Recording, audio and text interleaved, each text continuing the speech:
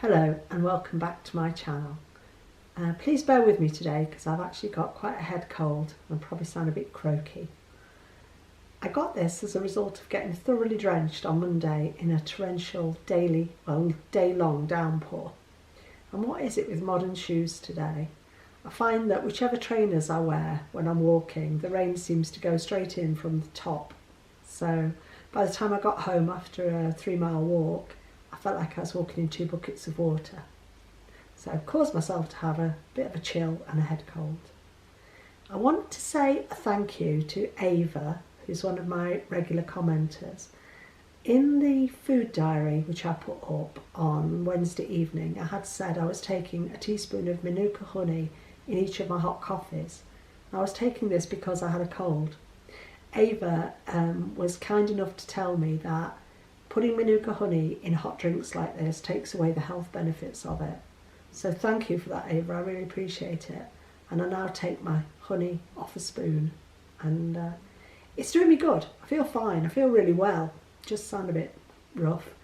And the one thing I haven't done this week, which the old me would have done, was I would have used it as an excuse to go out and buy half a dozen packets of honey lockets, honey lemon lockets, because I really like those.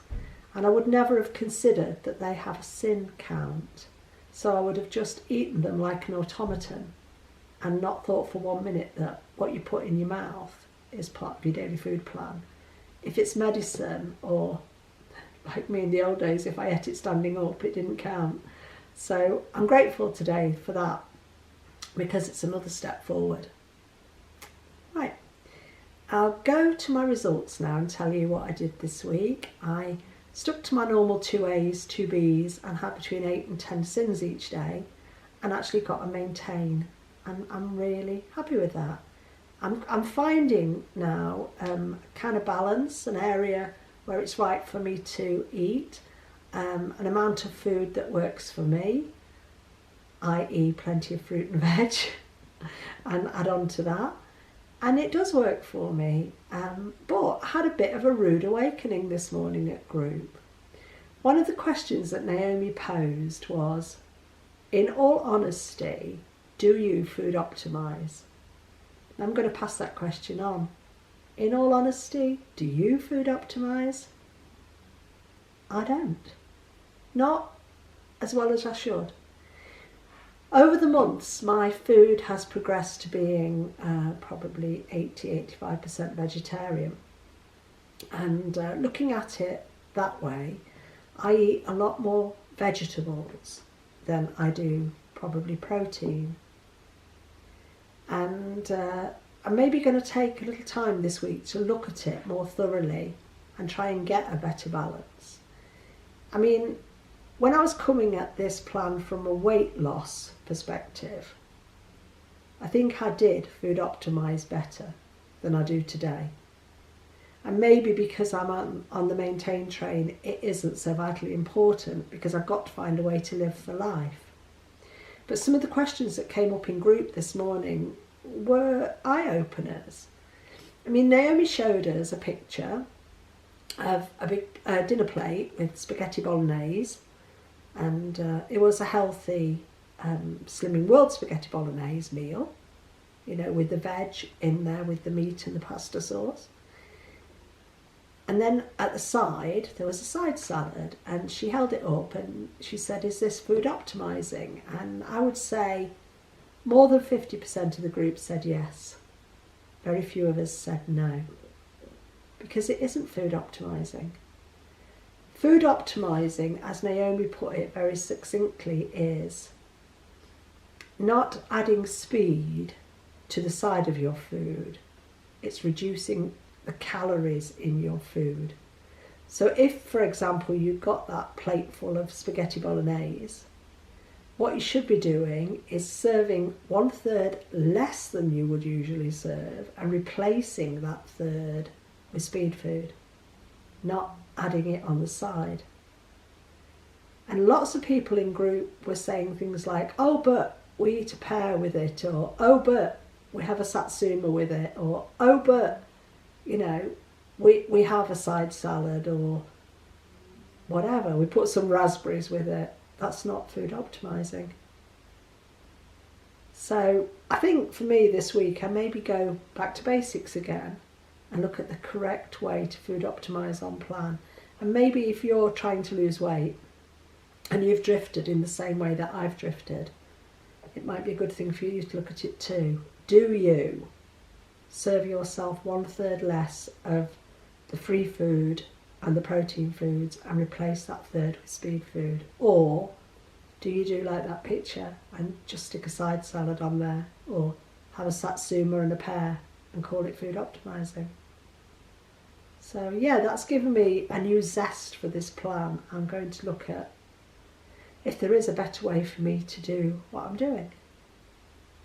Really nice group as usual, and last week I said, didn't I, that we were going for the £200 challenge, £200 weight loss challenge. We've never achieved £200 in our double group before. We went for it this week. We had some good losses. I got to maintain, so I didn't contribute the £0.5 I was hoping to contribute to the pot, but never mind, that's okay. I'm £1 under my target, that's fine. We did lose between the two groups £167, which is 11 stone 13 pounds. You know, lots of us, and myself and you out there, have got friends or have ourselves weighed 11 stone 13, or have a husband who weighs 11 stone 13, or a son who weighs 11 stone 13. That is a lot of weight to be lost in 1 week. And okay, we're a sizable group, but that's a hell of a lot of weight to lose in 1 week. And we're all bang on plan for trying again next week. Lots of people had said that because it caused them to go back to basics, where they'd been losing £0.5 a week, several of them came back this week with 3, 3.5 or even £4 weight losses. And again, you know, it causes me to believe that I can get lax and I can start to do the plan in a comfortable way for me. And I guess we're all in that same boat. We start to just not see the wood for the trees. And then we moan, I only get £0.5 weight loss. And it always has to be down to what we're doing, because there's only us that put the food in our mouths. We can't blame society. We can't even blame the government for this one.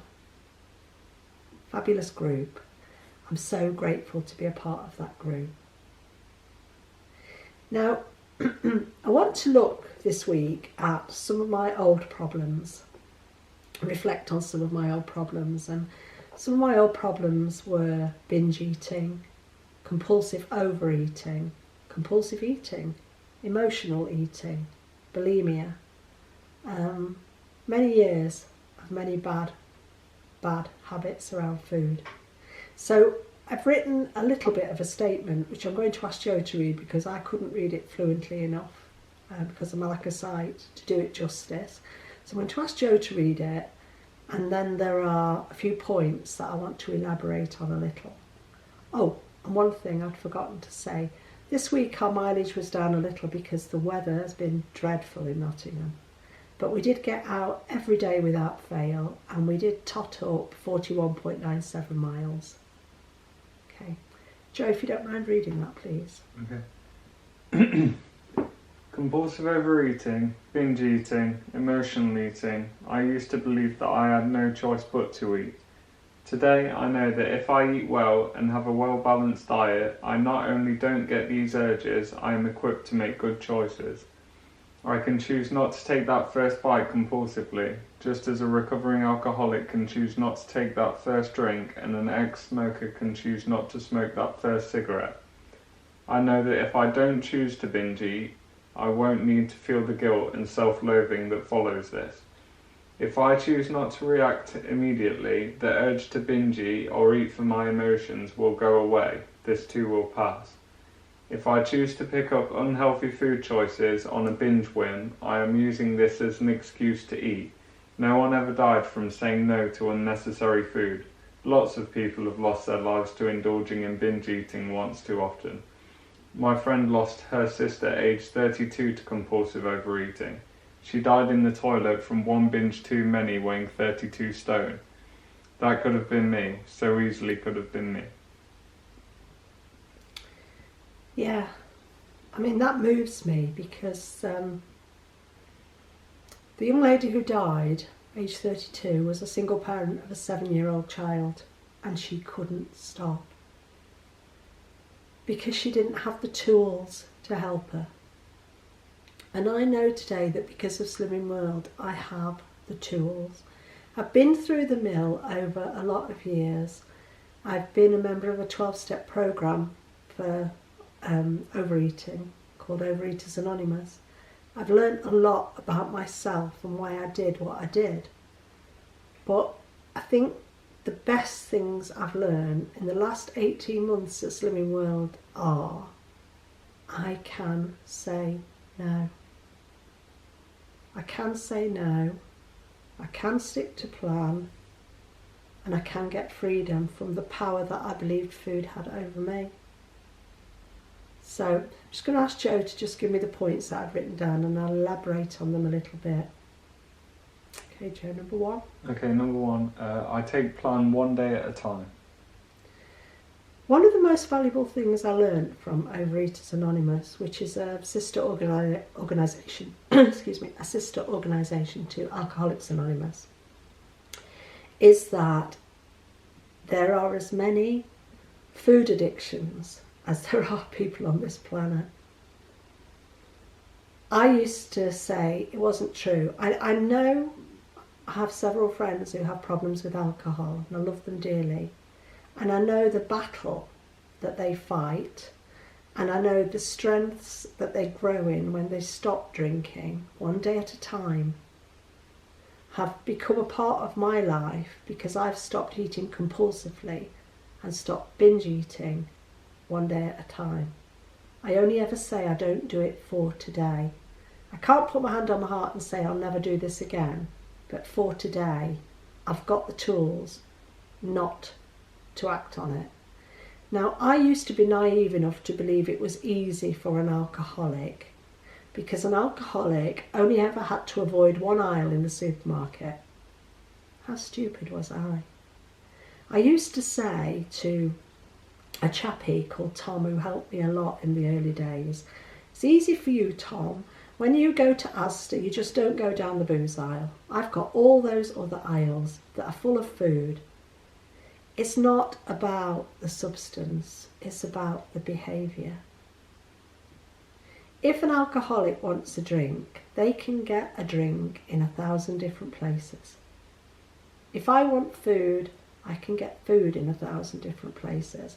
It's not about the availability of the food, it's about my attitude, my desires, and my behaviour. And for today, I say no to binge eating. I say no to compulsive eating. I say no to emotional eating. I have other tools that I've developed to help me deal with these things. But the best tool of all that I have is the word no. And I definitely say no today to sticking my head down the toilet because I've done one or all of these other things. I used to think I was so clever, and the best way to control my weight was to eat whatever the hell I wanted and then throw it up. But believe me, that don't work. That does not stop you gaining weight, but it does help you to ruin your teeth, damage your esophagus, and all sorts of other problems. So for me today, the only way to deal with any of these behaviours is simply to say no. And that's what I do. And I can do this because of the way I eat on plan. Okay, Joe. I take responsibility for my own actions and no longer expect others to do this for me. Excuse me, for many, many years, I didn't take any responsibility for myself. I thought it was society's fault or the government's fault. Or we all hear that, don't we? You know, society should behave better. We are society. We're one person out of, 56 million in this country? We are society. And so often, you know, I blame the NHS. If only I'd been better educated health-wise. If only they had taught me about health and weight management in school. And I hear mums say that today about their own kids. The same way I've said, and I'm sure some of you have, oh, they should teach our children about healthy eating and that. we should teach our children about healthy eating. My mum wasn't taught about healthy eating by her school. She was taught by her mother. It's a generational thing. We're moving further and further away from taking responsibility for our own behaviour. And I certainly was. When I was I'm talking about 1991, so how old would I have been in 91? 36? When I was 36 years old, I had 18 months of illness with gallstones and an inflamed gallbladder. Who did I blame for that? Well, I didn't blame myself. It wasn't my fault. The fact that I weighed probably 15 or 16 stone at the time, it wasn't my fault. It must have been somebody else's fault. No, the reason I needed my gallbladder removing was because I had been a compulsive overeater, an overeater, a binge eater, a bulimic. All of these things had caused me to have that problem. And it wasn't until, I believe it was my husband who said to me one day, you've done this to yourself. And he didn't say that in a nasty way, he said it in a very caring way. You've done this to yourself. And it was like a light went on. That was so true. I had done it to myself. And when I'd been backwards and forwards to the hospital for 18 months, and we're talking 91, and in those days keyhole surgery had just started. And in my local hospital, keyhole surgery was rare, even though it's a teaching hospital. And I went to see a consultant who said to me, you're way too ill for us to be able to do keyhole surgery on you, because it will be such a lengthy procedure, we can't afford it on the NHS. So your option on the NHS is open surgery, which will necessitate you probably having 8 weeks off work, and is quite a traumatic operation. And and by the way, there's a 6-month waiting list. And I'd already been in and out of hospital over an 18-month period. So we talked about it, and fortunately, I've probably told this story before, but one of my neighbours was the sister on that clinic that day, and she said to me, look, Jane, if you can afford to pay for this operation, you can have it done within a week. And we didn't have pots of money, but we were able to raise the cash. And I had my operation done 3 days later, and I had keyhole surgery in a private hospital. But you know what? Today, I thank God I did. Not because I got the surgery done quickly and all that sort of thing, not because I was able to get the cash together from my father-in-law to pay for the operation, but because it made me take responsibility for myself. All my life, I've fucked up, excuse my French, but it's the truth. I have messed up in so many ways and always expected somebody to clean up my crap. That day I took responsibility for myself for the first time and actually acknowledged I needed that operation because of my bad eating habits. Okay, I was 36 then. It still took me years and years and years of getting it wrong, then getting it right for a while, and then getting it wrong again to get to where I am today, age 60. But it was the start of a very long journey. Now, I do take responsibility for myself. I also needed to learn to take responsibility for my family as the wife and mother in the family, the one who was responsible for the shopping, responsible for the cooking and all that sort of thing. But you know what? It took me years to do that as well. Because as long as I fed myself badly, I fed my family badly. And I wish, wholeheartedly, I could turn the clock back to before Joe was born 22 years ago and not mess up his life as a child the way I messed up my life as an adult. Because it's only because of his strength of character that he got educated about eating and clean and clear of the way I fed him years before I found this plan. He knew that the way I was feeding him was wrong, and it was only when he got to a stage where he was old enough to choose and shop and decide and cook for himself that he changed the way he ate. Because there was a point in life, Joe, where you weighed about 14 stone, wasn't there? Yeah. For a very short period. Yeah, I remember at like 11 I was probably 11 stone, 12 stone, 13 stone, 14 stone, or 15. Yeah. Like. That wasn't because he wanted to be, it's because of the bloody awful way I fed him. And, it's sad. And he had the strength of character to get out of that. A lot of kids wouldn't. So when we talk about the government should be educating our kids, what's the point of the government educating our kids to eat healthily if we're feeding them badly? Because if you're feeding a 6-7-year-old badly, or a 4-year-old badly, or a 10-year-old badly, they can't do anything about it. They can't go to Asda, do their own shopping, come home and cook their own dinner like he started to do. They're prisoners to the way we feed them. And we are breeding a nation of overweight kids. And for those of you who aren't, well, be proud, because the majority of us do or did. And I know so many people say to me today, I wouldn't eat this, I'm on plan, I wouldn't eat that, I'm on plan. But if I'm out shopping with them, they still buy it. And when I say, well, if you don't eat it, why'd you buy it? Oh, the kids need it. The kids need multi-packs of crisps. The kids need cakes, biscuits, pies, Haribos. I mean, Haribos. But I shop with some people who buy 6 bags. Why? It's my opinion. It's not about what other people do. No, but what I'm saying is, I did all those things, Joe. I did all those things.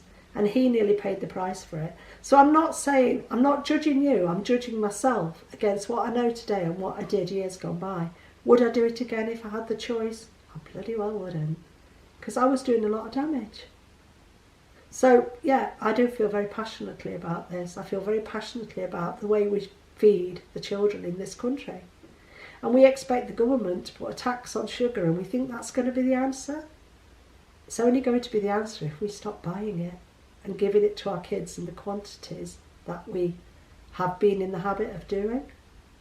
I think it's better to be aware of what you're doing at the moment in the present than to look back and think, oh, what have I done?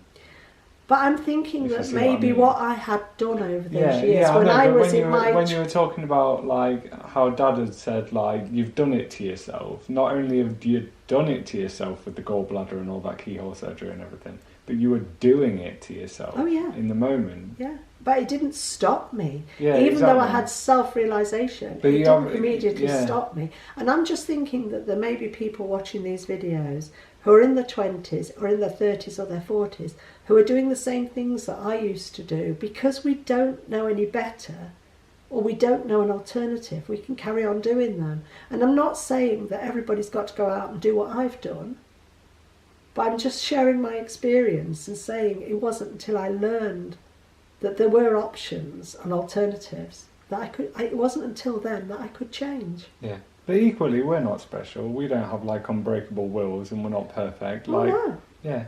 But that's why everyone who watches these videos is totally capable of changing their lives. I'm sure there are and changing what they're doing. I'm sure there are a lot of people who have made bigger and greater changes than I have, because there are a lot of people who comment on my channel who have beautiful success stories. Yeah. Yeah. No, I'm just emphasising that I have changed and why I have changed and why I had to change. Yeah, but you can't pick on what other people are doing. I'm not. Yeah, well... I'll just have a row with Joe while you sit there and watch. No, I'm sorry. Next point, Joe.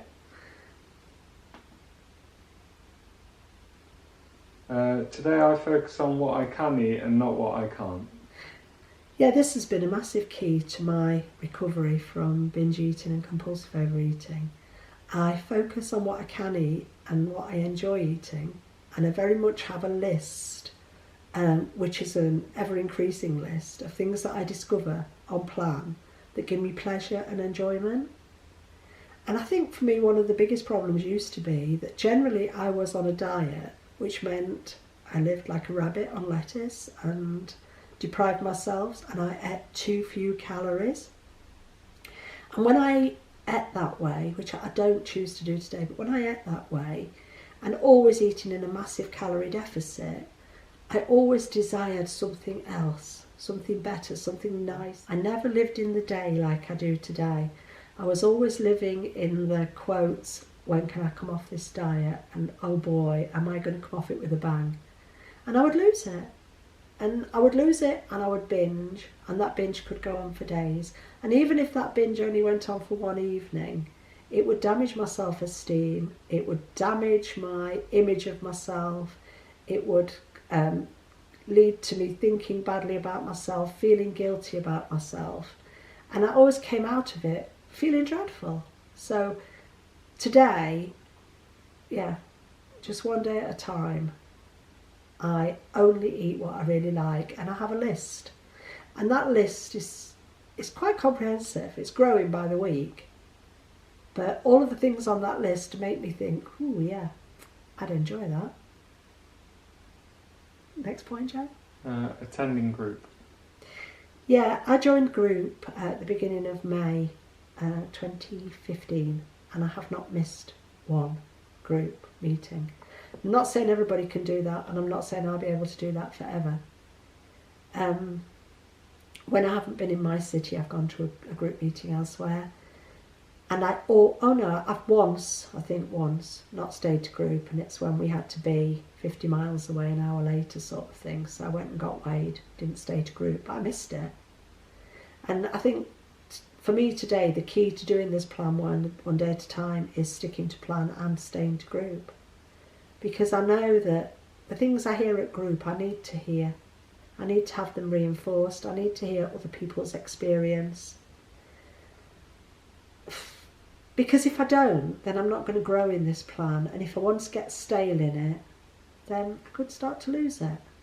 It needs to be, it's a bit like a project. I remember in one of the magazines there was an article for men, and it did say in that article that men tend to treat losing weight as a project, whereas women are much more led by their emotions. And I think for me today, the way I live this plan is a project, because I'm always wanting to learn more and expand the way I eat, the way I live.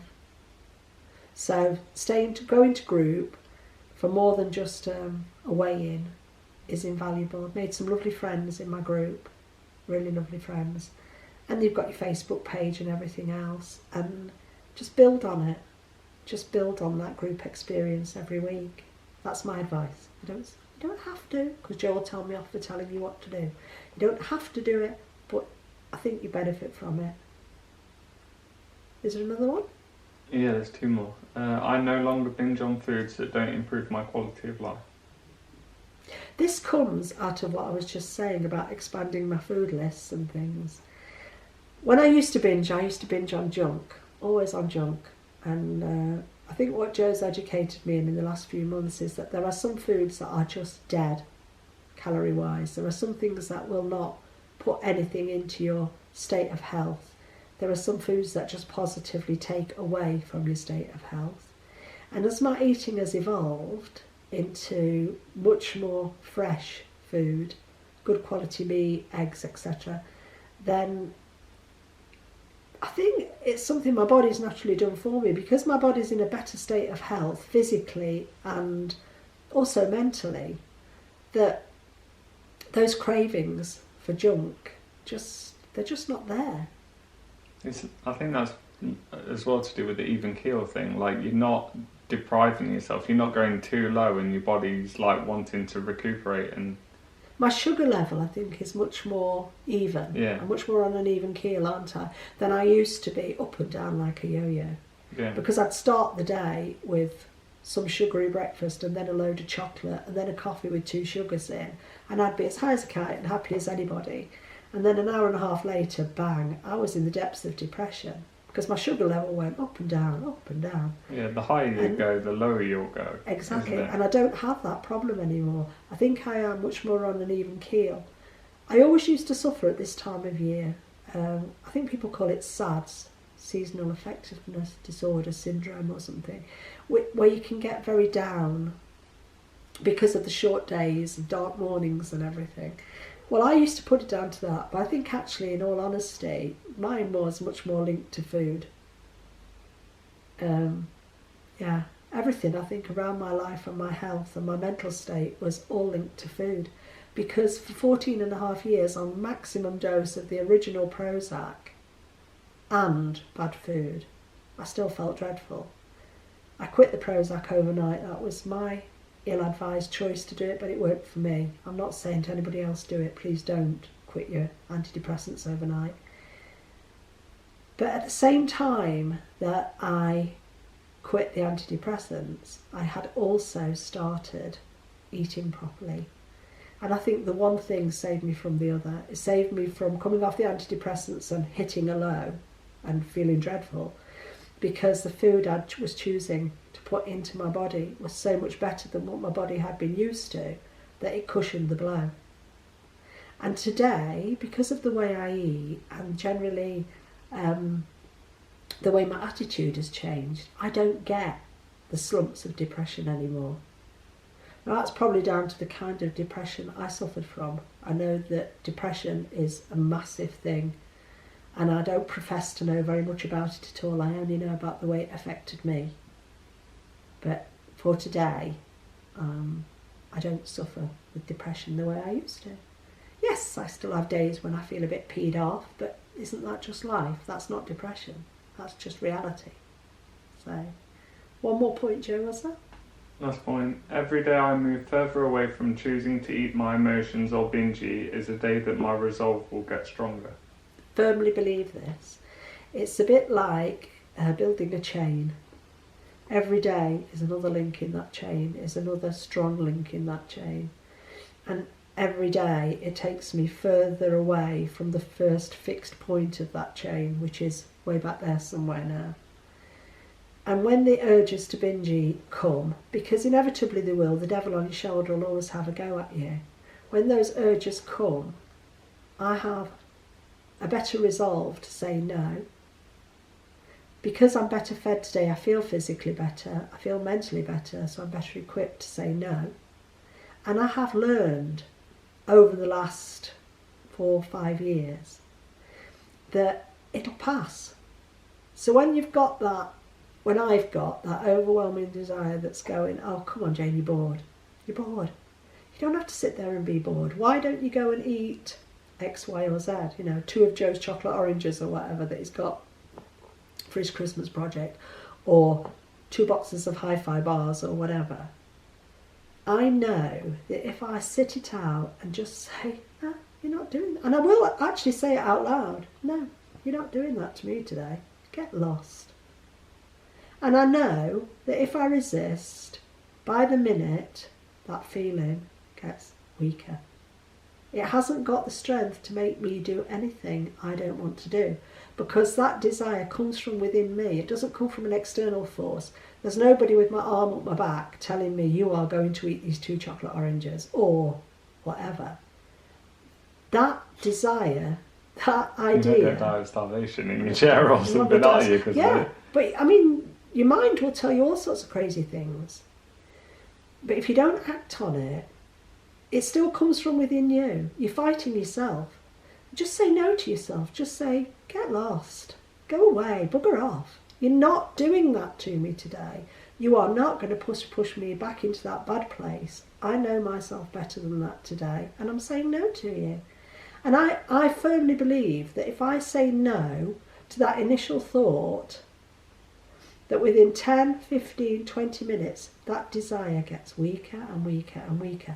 And then you start doing something, maybe look at something on YouTube or go on your computer and answer some emails or something. When you put your mind to doing something else, 2 hours later you'll think, oh, where did that thought go? Because it will have gone. Or it does for me. Anyway, I'm sorry. No, I'm not sorry, but I am... Sorry. If I've been forceful today, it's because of the passion I feel around this plan and because of the pain I knew in my past. And I know that however bad it is today, however much you are struggling today, that if I can get free from it, you can. Because there's nothing special about me. Nothing at all. But if you want recovery from compulsive overeating, binge eating, emotional eating or whatever, you've got the power within yourselves to resist it. It's not easy, but it is simple. Just say no. Yeah, with that last point, how like the chain gets stronger and stuff like that. Yeah. If you view food as an addiction like smoking and stuff like that, which it very much is, and you say no to it that first day, like, and it's almost like the fags, when you say no to the first day, it's really sodding hard. Well, you know how we it's were. a bugger. The first day without a fag, we could have killed each other. Yeah, we could, and it's really, really hard that first day. But the second day, you'll wake up and you'll still feel the same. I'll still feel like Joe, and I feel like I won't have changed, but a small bit of me will have changed. And like over the course of a year, or like 10 days, 100 days, 200 days, a year, that change gets more and more and more. Even though I wake up feeling the same, it's like looking in the mirror. You look in the mirror every day and see yourself, but from a baby to now, you've changed dramatically, haven't you? So now, to me, viewing it as an addiction, a fag is repulsive to me. The same way I wouldn't go to, I don't feel like going to Asda now and binging out on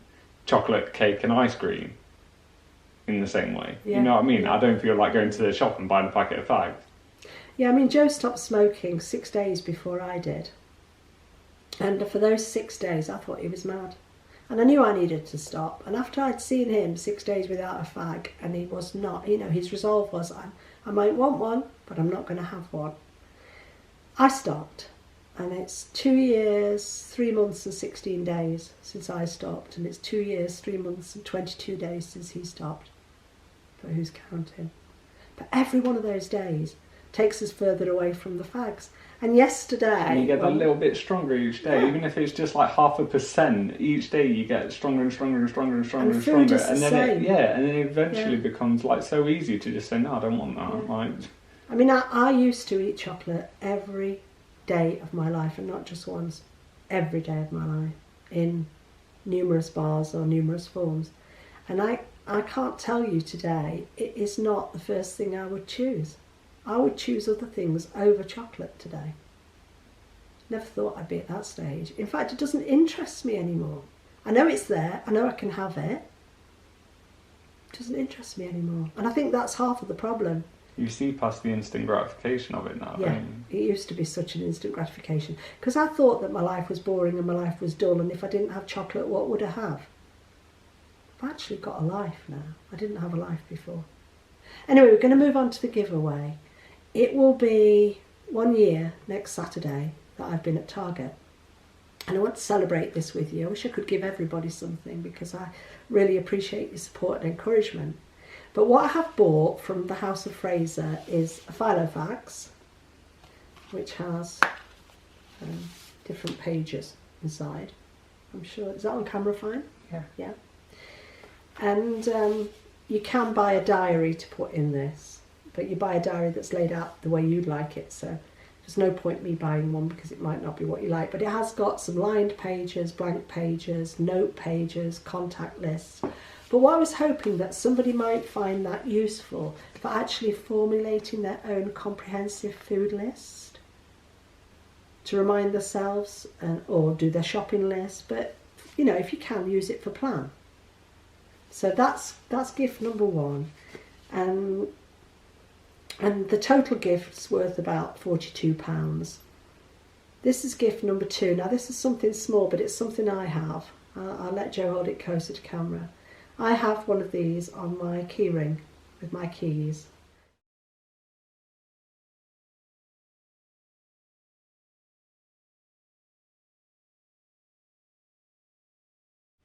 So it's just a little reminder, whether you choose to put it on your key ring or wherever you choose to put it on your handbag, to help you stay on plan. I found mine invaluable. Mine was the first one, yours is identical to mine, and it helps me when it's rattling away on my keys. Now, for anybody who wants to be in with the opportunity to win these two prizes, please be a subscriber, because that makes it fair to everybody. And please comment on this video.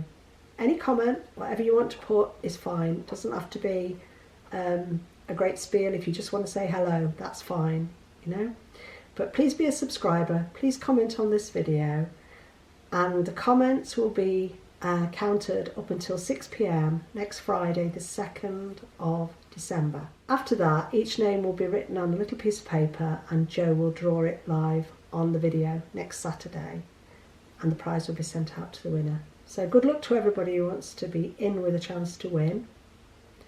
Have a great week. And remember, it works if you work it. It won't if you don't. Bye.